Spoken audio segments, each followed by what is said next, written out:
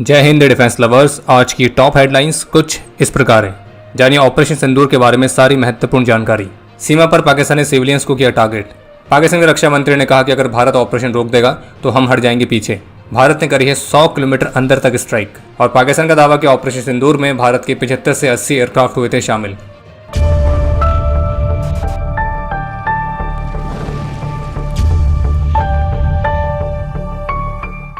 आज का ये एपिसोड शुरू करने से पहले front lines, cockpits, ships, drone control rooms, forward stations, तो इन सभी जगहों पर तैनात हमारे वॉरियर्स और उनकी फैमिलीज को तहे दिल से धन्यवाद कहना चाहते हैं। हालांकि आप सभी का जो सेक्रीफाइस है तो उसके लिए ये जो धन्यवाद है कभी भी पर्याप्त नहीं होगा, लेकिन हमें ज़रूर कहेंगे कि हम हमेशा हमारी आर्म्ड फोर्सेस और उनकी फैमिलीज के साथ खड़े हैं। जय हिंद, जय भारत।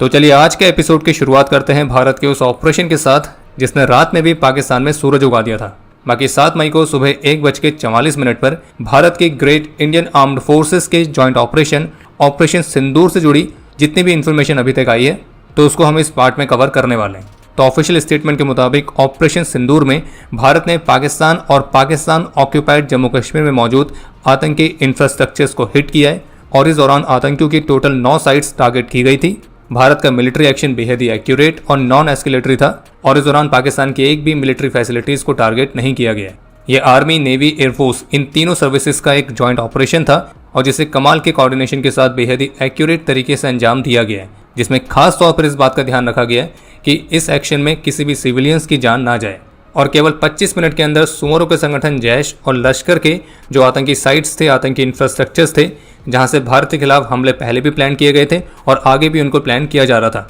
तो उन सभी को बेहतरीन तरीके से डिस्ट्रॉय किया गया है। और भारत के पास एक क्रेडिबल इंटेलिजेंस थी जिसने इस बात की तरफ संकेत किया था कि भारत के खिलाफ इन साइट से और भी हमले होने वाले हैं। और इसलिए इन हमलों को डेटर और प्रिवेंट करने के लिए भारत ने आज सुबह इस मिलिट्री एक्शन को अंजाम दिया। और इस दौरान जो आतंकियों की साइट्स डिस्ट्रॉय की गई है उसमें वो साइट्स भी आती हैं जहां पे कसाब और डेविड हेडली जैसे सुमरों को ट्रेनिंग मिली है। बाकी ऑपरेशन सिंदूर को लेकर जो प्रेस ब्रीफिंग हुई थी, इस दौरान भारत के ऑफिशियल्स ने टारगेटेड साइट्स की एक डिटेल्ड प्रेजेंटेशन भी पेश करी थी और वो भी विजुअल एविडेंस के साथ। पीओजेके में जिन आतंकी साइट्स को टारगेट किया गया उनमें शामिल है मस्कर राहिल शाहिद गुलपुर कैंप कोटली, सईदना बिलाल कैंप मुजफ्फराबाद, मरकाज अब्बास कोटली, मरकाज अले हदीद बरनाला भिम्बर और सुहाई नल्ला कैंप मुजफ्फराबाद। जबकि पाकिस्तान के मुरीद के सियालकोट का सरजाल कैंप, सियालकोट का महमूना जोया कैंप, बहावलपुर का मरकाज सुबहानल्ला जो कि जैश का हेडक्वार्टर था,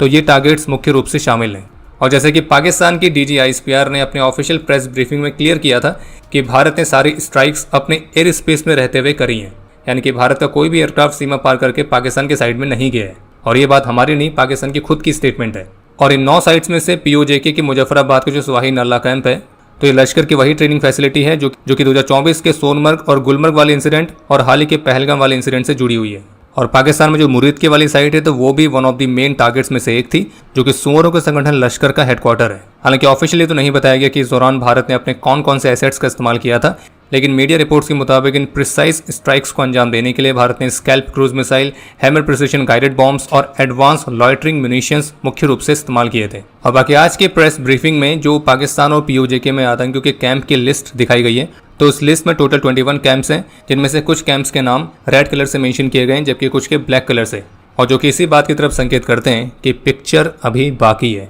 बाकी ऑपरेशन सिंदूर से जुड़ी हुई जितनी भी वीडियो सामने आई हैं वो सभी आपको हमारे ऑफिशियल टेलीग्राम चैनल पर मिल जाएंगी। और बाकी सुमरों के संगठन जैश का जो सबसे बड़ा सुमर है जिसका नाम है मसूद अजहर, तो उसकी तरफ से जो स्टेटमेंट आई है उसके मुताबिक भारत के ऑपरेशन में उसके फैमिली मेंबर्स भी एलिमिनेट हो चुके हैं। और बाकी भारत ने अपने एक्शन में जैश के कम्युनिकेशन नेटवर्क को भी डिस्ट्रॉय कर दिया है जो कि बहुत लंबे समय से भारत की सिक्योरिटी एजेंसीज के लिए एक चिंता का विषय बना हुआ था। और बाकी जिस तरह से पाकिस्तान ने अपने आतंकियों की मदद से हमारी माताओं, हमारी बहनों के सिंदूर मिटाए थे, तो हमारी फोर्सेस ने भी ऑपरेशन सिंदूर के माध्यम से इनको ही मिटा दिया है।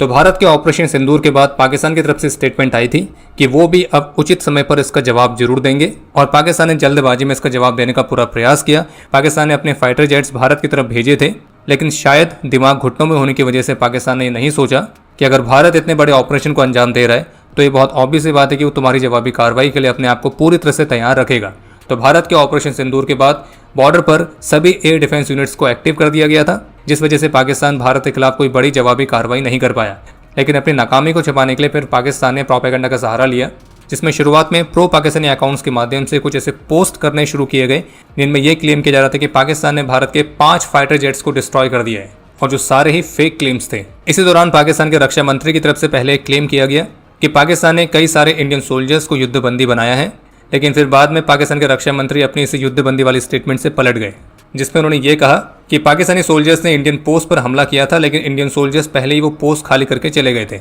और किसी भी इंडियन सोल्जर को उन्होंने बंदी नहीं बनाया है। और ये बिल्कुल वैसा ही है जैसे कि पाकिस्तान की बालाकोट के बाद की गई दूसरा बंदा वाली थ्योरी, और वो दूसरा बंदा कौन था वो आज तक नहीं पता लग पाया है। इसी तरह से फिर ऐसे भी क्लेम किए गए कि पाकिस्तानी एयरफोर्स ने श्रीनगर एयरबेस को टारगेट किया है, लेकिन भारत सरकार ने जल्द ही पाकिस्तान के इस प्रोपेगेंडा को बस्ट करते हुए क्लियर कर दिया कि श्रीनगर एयरबेस पर पाकिस्तान का ऐसा कोई भी हमला नहीं हुआ है। हालांकि फिर बाद में कुछ एयरक्राफ्ट के क्रैश होने वाली रिपोर्ट जरूर सामने आई है, लेकिन अभी भी ऑफिशियली कंफर्म नहीं हुआ है कि जो एयरक्राफ्ट क्रैश हुए हैं वो कौन से हैं और किसके हैं, क्योंकि कुछ रिपोर्ट्स ये दावा कर रही हैं कि पाकिस्तान का JF-17 और F-16 क्रैश हुआ है, जबकि भारत का भी एक UAV क्रैश हुआ है। लेकिन कुछ रिपोर्ट्स में ये भी क्लेम किया जा रहा है कि भारत का भी एक फाइटर जेट क्रैश हुआ है, लेकिन इन दावों में कितनी सच्चाई है तो वो ऑफिशियल कंफर्मेशन आने के बाद ही क्लियर हो पाएगा। लेकिन कुछ फुटेज ऐसी भी सामने आई है जो कि JF-17 के शॉट होने वाले दावे को पुख्ता करती है, और फिर इसके बाद पाकिस्तानी मिलिट्री ने फ्रस्ट्रेट होकर भारत की तरफ जो सिविलियन टारगेट्स थे उन पर आर्टिलरी फायर करना शुरू किया था, जिसमें हमारी तरफ कुछ सिविलियंस की जान भी गई है। लेकिन इसके जवाबी कार्रवाई में जब भारत ने अपना आर्टिलरी फायर छोड़ा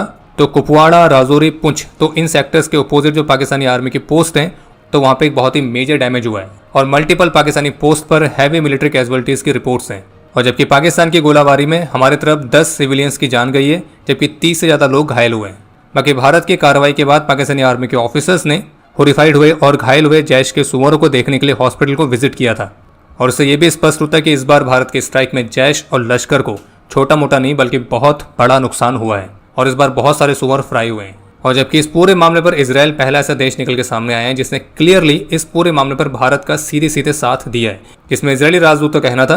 कि इजराइल सेल्फ डिफेंस के लिए भारत के अधिकार को पूरा सपोर्ट करता है, और आतंकियों को ये पता होना चाहिए कि निर्दोष लोगों के खिलाफ उनके इस जघन्य अपराध के लिए उन्हें कहीं भी छुपने के लिए जगह नहीं मिलेगी। और बाकी जो अन्य सभी कंट्रीज हैं उन्होंने भारत और पाकिस्तान को संयम बरतने के लिए कहा है और सिचुएशन को एस्केलेट ना करने की सलाह दी है। और जबकि पाकिस्तान के इस डिसइंफॉर्मेशन कैंपेन में चीन की माउथपीस ग्लोबल टाइम्स भी मुख्य रूप से अपनी पूरी भूमिका निभा रही है, जिसमें उन्होंने पाकिस्तानी मिलिट्री के ही सोर्सेज का हवाला देते हुए कहा कि पाकिस्तानी एयरफोर्स ने इंडियन फाइटर जेट को शॉट डाउन किया है, और ये क्लेम किया कि 3 इंडियन फाइटर जेट्स पूरी रात भर की स्ट्राइक में पाकिस्तान ने हमारे गिराए हैं। और इसलिए चीन के इस डिसइंफॉर्मेशन कैंपेन का जवाब देते हुए चीन में भारतीय एम्बेसी ने चाइनीज मीडिया को कहा है कि इस तरह के डिसइंफॉर्मेशन को पुश करने से पहले कृपया करके अपने फैक्ट्स को वेरीफाई करें और अपने सोर्सेज को क्रॉस एग्जामिन करें। कई सारे प्रो पाकिस्तानी हैंडल्स ऑपरेशन सिंदूर के कॉन्टेक्स्ट में बेसलेस क्लेम्स को स्प्रेड कर रहे हैं, जिनका उद्देश्य है पब्लिक को मिसलीड करना। और इसलिए भारतीय एम्बेसी का कहना था कि जब मीडिया आउटलेट इस तरह की इन्फॉर्मेशन को बिना सोर्सेज को वेरीफाई किए ही शेयर करते हैं तो ये आपकी जिम्मेदारियां और पत्रकारिता के एथिक्स में आपकी गंभीर कमियों को दर्शाता है।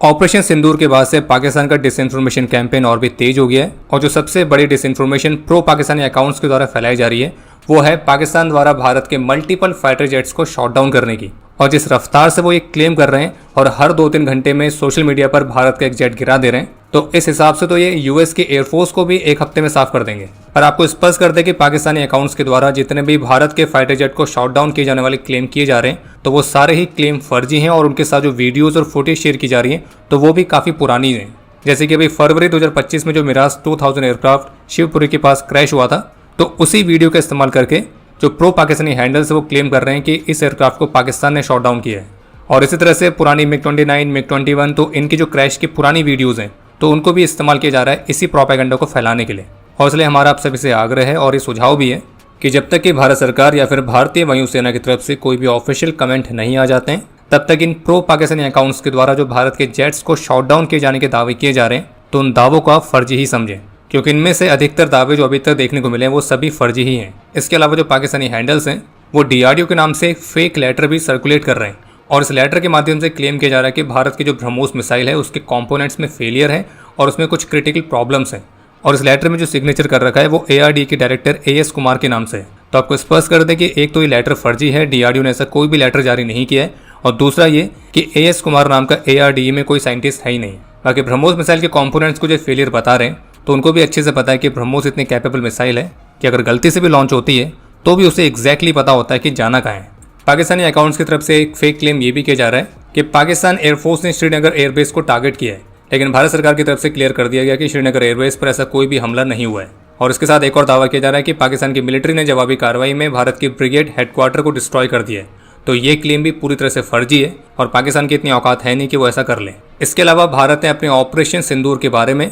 यूएनएससी के इनवॉइस को ब्रीफ किया है। इसी तरह से भारत के एनएसए अजीत डोभाल ने भी अपने कई अलग अलग काउंटर पार्ट्स को इस ऑपरेशन के बारे में ब्रीफ किया है। और जबकि US, UK, Saudi Arabia, Japan और ऐसे अन्य नेशंस के काउंटर पार्ट्स को ब्रीफ करते हुए एनएसए अजीत डोभाल ने यह भी क्लियर किया है कि भारत पाकिस्तान के साथ सिचुएशन को एस्केलेट करना नहीं चाहता है, लेकिन अगर पाकिस्तान ने सिचुएशन को एस्केलेट करने का प्रयास किया तो भारत पाकिस्तान को पर्याप्त जवाब देने के लिए पूरी तरह से तैयार है। बाकी जो पाकिस्तान की आर्मी है वो एलओसी पर सिविलियंस को ही जानबूझकर टारगेट करने में लगी हुई है और इस बात की भी पूरी संभावना है कि आने वाले समय में जो पाकिस्तान है वो भारत में फॉल्स फ्लैग ऑपरेशन करने का प्रयास करेगा, जिसमें उसके टारगेट्स रहेंगे सिविलियंस। और इसी वजह से भारत ने स्पष्ट रूप से कहा है कि अगर पाकिस्तान ऐसी हरकत करी तो भारत भी फिर अपनी जवाबी कार्रवाई करेगा। और फिर भारत की जवाबी कार्रवाई में केवल आतंकी कैंप नहीं होंगे बल्कि पाकिस्तानी मिलिट्री के टारगेट्स भी रह सकते हैं। और आज भारत के फॉरेन सेक्रेटरी ने करीब 13 फॉरेन इनवॉइस को ऑपरेशन सिंदूर के बारे में ब्रीफ किया था और इस ब्रीफिंग में भी भारत ने स्पष्ट किया कि अगर पाकिस्तान ने रिस्पॉन्ड किया तो फिर भारत भी रिस्पॉन्ड करेगा। और भारत ने यह भी स्पष्ट किया कि भारत का जो एक्शन था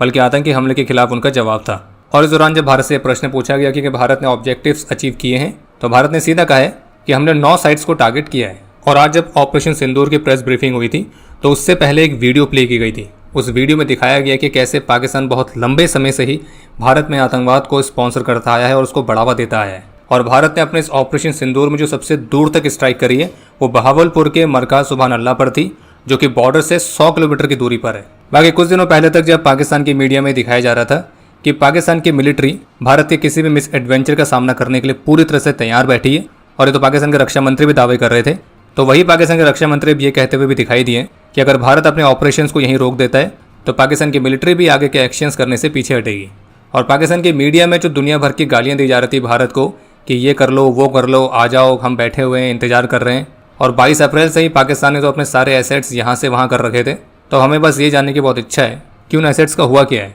क्योंकि भारत ने अपने एयर स्पेस से स्ट्राइक करी है, ये पाकिस्तान की मिलिट्री का भी कहना है। लेकिन फिर भी पाकिस्तान के कोई भी एसेट भारत की कोई भी मिसाइल को इंटरसेप्ट ही नहीं कर पाया। बाकी यूके के former prime minister Rishi Sunak ने भी भारत के एक्शन में अपना सपोर्ट दिखाया है, जिसमें उनका कहना है कि किसी भी देश को किसी दूसरे देश द्वारा नियंत्रित भूमि से अपने खिलाफ किए जा रहे आतंकी हमलों को स्वीकार नहीं करना चाहिए और भारत द्वारा आतंकी स्ट्रक्चर्स पर हमला करना बिल्कुल उचित है और आतंकियों को किसी भी तरह की छूट नहीं दी जा सकती है। और बाकी जम्मू कश्मीर में पाकिस्तान द्वारा सिविलियंस को टारगेट करने की रिपोर्ट्स भी सामने आ रही हैं। आगे पाकिस्तान को पता होना चाहिए कि ऑपरेशन सिंदूर केवल एक शुरुआत है। आज बीआरओ के एक इवेंट को संबोधित करते हुए भारतीय रक्षा मंत्री श्री राजनाथ सिंह ने ऑपरेशन सिंदूर को लेकर पहली पब्लिक स्टेटमेंट दी है, और जिसमें भारतीय रक्षा मंत्री का कहना था कि हमने इस ऑपरेशन सिंदूर में भगवान हनुमान के आदर्शों का पालन किया है, जैसा कि उन्होंने अशोक वाटिका को नष्ट करने के लिए प्रदर्शित किया था। जिन मोही मारा तीन मोही मारे, जिसका अर्थ है हमने केवल उन लोगों पर प्रहार किया है जिन्होंने हमारे निर्दोष लोगों को नुकसान पहुंचाया। और भारतीय रक्षा मंत्री का कहना था कि इस ऑपरेशन में हमने इस बात को सुनिश्चित किया है कि कोई भी सिविलियन इससे प्रभावित ना हो, और जिसमें भारत ने संवेदनशीलता का एक अद्भुत परिचय भी दिया है। और ये जो ऑपरेशन है सटीकता, सतर्कता और मानवता का एक मिश्रण दर्शाता है। और इस ऑपरेशन ने इंडियन आर्म्ड फोर्सेस की बहादुरी और पराक्रम के इतिहास में एक और नया अध्याय जोड़ दिया है। और यह ऑपरेशन बेहद ही प्रिसिशन, अलर्टनेस और सेंसिटिविटी के साथ अंजाम दिया गया है, और इसमें केवल हमारे द्वारा सेट किए गए टारगेट्स ही एक्यूरेट प्लानिंग और एग्जीक्यूशन के साथ डिस्ट्रॉय किए गए हैं। और बाकी आज देश भर में सिविल डिफेंस मॉक ड्रिल्स भी कंडक्ट की गई थी, और इसी मॉक ड्रिल के हिस्से के तौर पर आज दिल्ली में ब्लैकआउट की अनाउंसमेंट भी की गई है।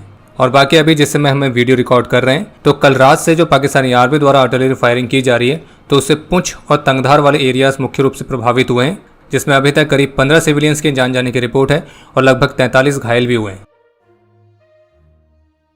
Indian navy ship INS Kiltan Singapore में आयोजित किए जा रहे इंटरनेशनल मैरीटाइम डिफेंस एग्जीबिशन 2025 में पार्टिसिपेट करने के लिए पहुंची है, और ये विजिट भारतीय नौसेना के ऑपरेशनल डिप्लॉयमेंट के हिस्से के तौर पर है। इसके अलावा भारत के वेस्टर्न सेक्टर में पाकिस्तान के साथ लगे बॉर्डर पर 7 से 9 मई तक के लिए मल्टीपल एयर ट्रैफिक रूट्स उपलब्ध नहीं रहेंगे, और इसके संबंधित भारत ने नोटिफिकेशन जारी किया है। बाकी आज बुधवार को पाकिस्तान के डेप्यूटी प्राइम मिनिस्टर और फॉरेन मिनिस्टर इशाक डार ने क्लेम किया है कि भारत के ऑपरेशन सिंदूर में करीब 75 से 80 इंडियन फाइटर जेट्स शामिल थे, और जिसमें उनका ये भी क्लेम है कि इस ऑपरेशन में भारत ने अपने कुछ ड्रोन्स को भी खोया है। बाकी इंटरेस्टिंग बात यह है कि पाकिस्तान के फॉरेन मिनिस्टर अलग तरह के क्लेम कर रहे हैं, पाकिस्तान के प्राइम मिनिस्टर अलग क्लेम कर रहे हैं, पाकिस्तान की मिलिट्री अलग क्लेम कर रही है। अब बात यह है कि इनमें से सच कौन बोल रहा है? शायद कोई भी नहीं।